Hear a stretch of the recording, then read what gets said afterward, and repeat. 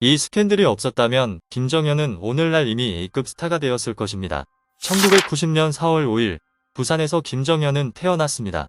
아무도 훗날 그의 인생과 커리어가 이렇게 논란 가득한 방향으로 흘러갈 것이라고는 예상하지 못했습니다. 그는 신비로운 기질과 어둡고 깊이 있는 연기로 찬사를 받으며 황금 시간대를 지배할 얼굴로 기대를 모았습니다. 그러나 짧은 시간 안에 모든 것이 무너졌습니다. 논란을 부른 태도, 참혹한 기자회견, 폭로된 문자 메시지, 중도 하차한 배역, 그리고 가차없는 보이콧이 이어졌습니다. 김정현은 압박의 희생자였을까요? 아니면 스스로 자신의 커리어를 파괴한 인물이었을까요? 이 영상에서는 가장 논란이 컸던 8가지 사실을 함께 파헤쳐 보겠습니다. 떠오르던 스타를 대한민국 전체가 등을 돌린 이름으로 바꿔버린 이야기입니다. 김정현은 다른 사람이 오래도록 똑바로 바라볼 수 없게 만드는 유형의 배우입니다. 그의 눈빛은 때로는 상대를 꿰뚫어 볼 듯 깊고 차갑지만 미소를 짓는 순간 믿기 어려울 만큼 순수해집니다. 남자 배우에게 신비롭다는 두 글자는 쉽게 붙지 않습니다. 하지만 김정현은 언제나 예측할 수 없는 분위기를 지녔기에 예외였습니다. 화면 속 냉정한 이미지와 달리 현실에서 그는 활동적이고 활발한 사람으로 알려져 있었습니다. 그는 포항에서 살았고 이후 부산에서 학창 시절을 보냈으며 친구들과 자주 운동을 하고 바다로 놀러가곤 했습니다. 심지어 초등학교 때부터 김정현은 압도적인 표 차이로 전교회장에 당선될 정도로 결코 폐쇄적이거나 거리감 있는 사람이 아니었습니다. 전환점은 고등학교 3학년 때 부산에서 한 연극을 보고 눈물을 흘리면서 찾아왔습니다. 그는 하나의 작품만으로도 사람들이 함께 울고 공감하며 이전에는 없던 감정을 나눌 수 있다는 사실을 깨달았습니다.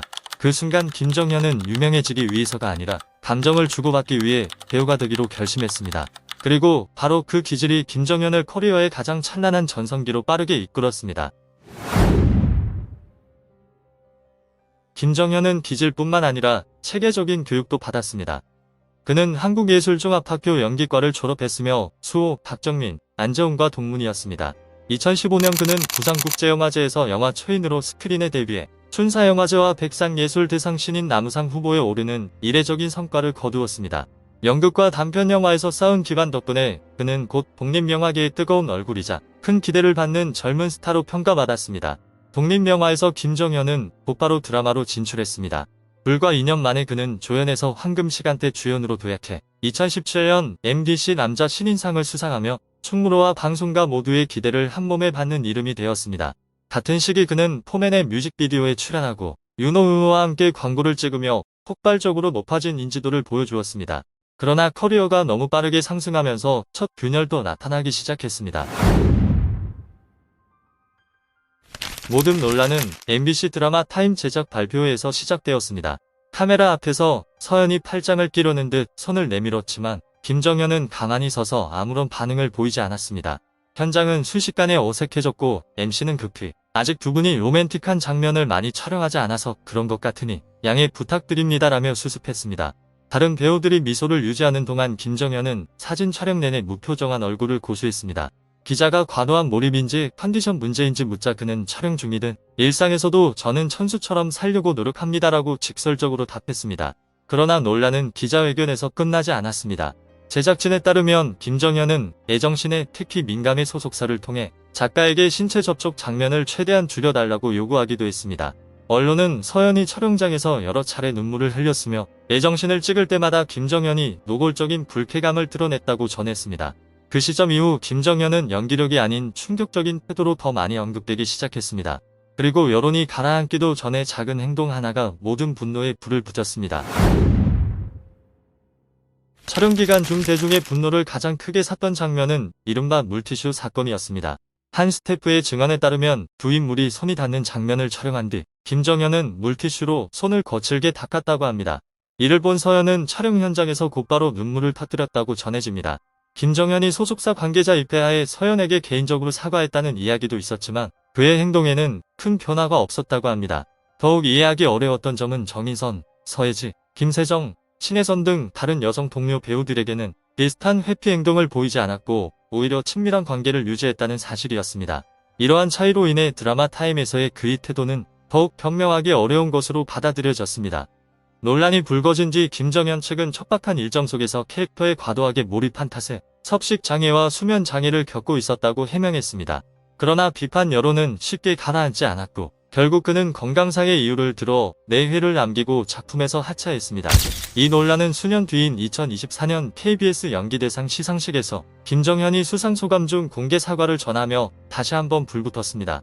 당시 서연은 시상식의 MC였고 현장 목격자들에 따르면 김정현은 무대 위에서 그녀를 향해 고개를 숙였다고 합니다.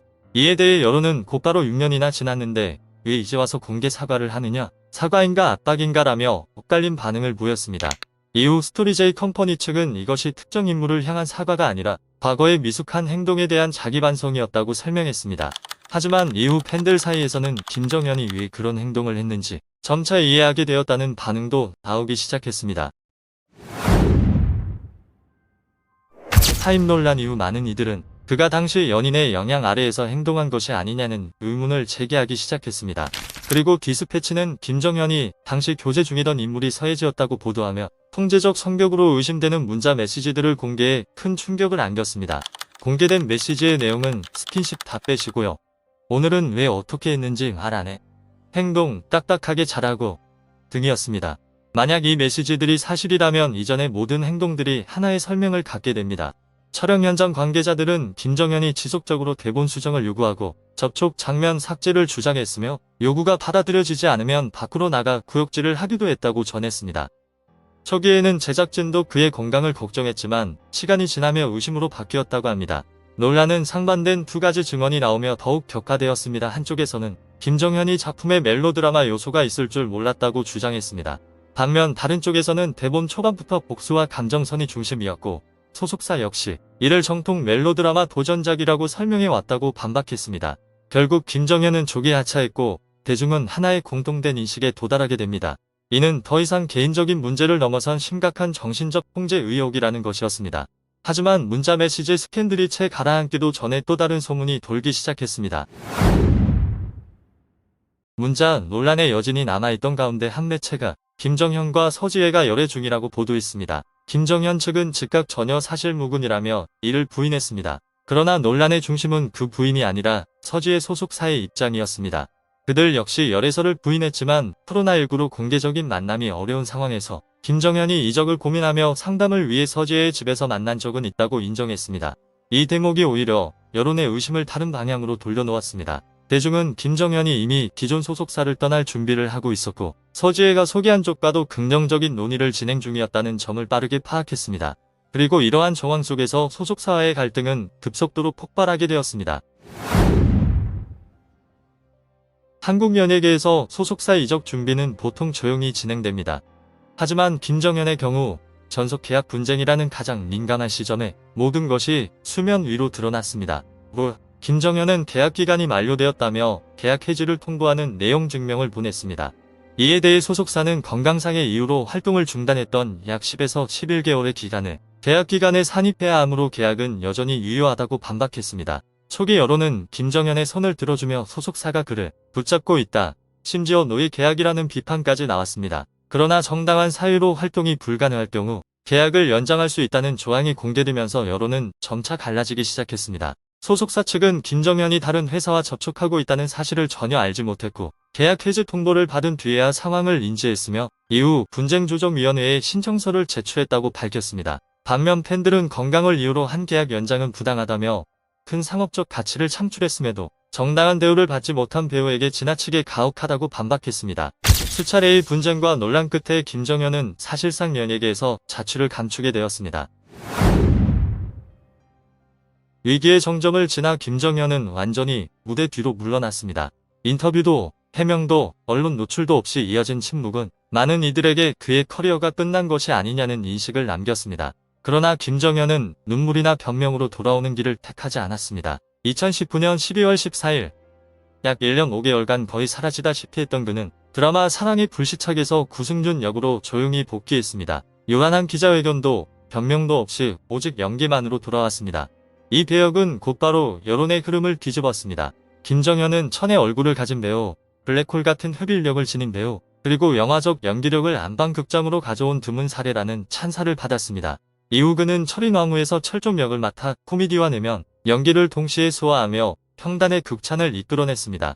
용서를 구하는 말이 아니라 숫자와 역할로 김정현은 모두를 침묵하게 만들고 다시 보게 했습니다. 그렇다면 여러분은 김정현에게 두 번째 기회가 주어질 자격이 있다고 생각하십니까? 아니면 용서할 수 없는 실수가 있었다고 보십니까? 여러분의 의견을 댓글로 남겨주시기 바랍니다. 좋아요와 구독, 그리고 스타팩트 채널 알림 설정을 눌러 다른 이들이 감히 말하지 못한 이야기들을 놓치지 마시기 바랍니다.